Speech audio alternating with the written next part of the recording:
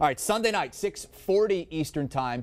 It's the last game of the divisional round, and it's a matchup between the two quarterbacks that have the most starts of anybody in this postseason. Nobody else has more than two, but Russell Wilson and Aaron Rodgers have combined for over 30 playoff starts. Yeah, it's a ton of experience, and I think it's going to come down to the play of both these quarterbacks at the end of the game to determine who's going to win.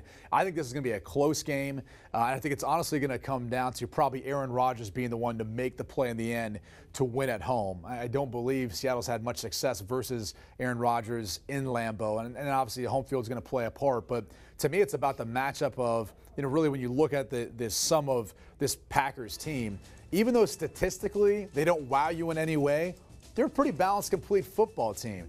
They can get after Russell Wilson with their pass rush. They can cover down on Tyler Lockett and DK Metcalf.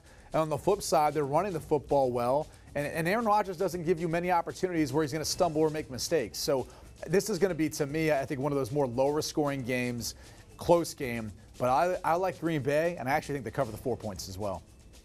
If this was a normal Seattle team that came roaring in after winning a game with a good defense and a good running game, I'd say this, I might lean to the Seahawks here. But they're not. They're not that good on defense this year. They're not that good running the football right now.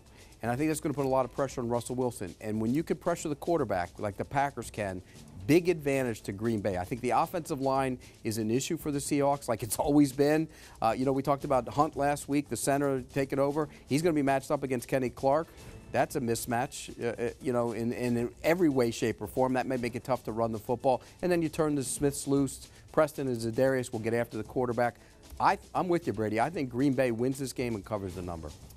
Pete Carroll talked about Marshawn Lynch getting more involved this week. I know you're not a big fan of that, and he hasn't had quite the impact maybe they'd hoped. And look, maybe he's kind of more trying to camouflage or hide what their true intentions are, considering how big of a game DK Metcalf had last week in helping Seattle get to this point. But that is one of the weaknesses for the Green Bay Packers defense. You can run on him. So maybe this is a spot where they go back to beast mode. Travis Homer and even Russell Wilson, who led them in rushing last week, maybe he's going to be a part of that in picking up first downs and additional yards in the rushing attack. And that's how Seattle stays in this ball game. But I'm with you. I like Green Bay. I'll lay the 4 points. I think they win. Give the ball to Russell again. Just go. With what you saw from DK Metcalf last week, you have the receivers that can go make plays. Yeah, different matchup this week. Plus the weather could be a factor too. Weather could be a factor. This secondary for Green Bay is pretty much good. Better than what they faced. Much better than the Eagles. Yeah. The young corners have played better this year. The safeties have played much better than what they've had back there. I agree. They are much better than the Eagles.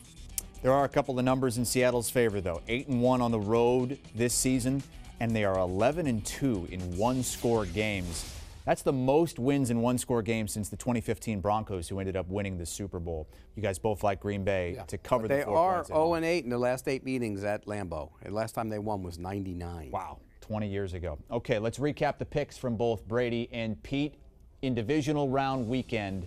And pretty consistent. They only differ on one game.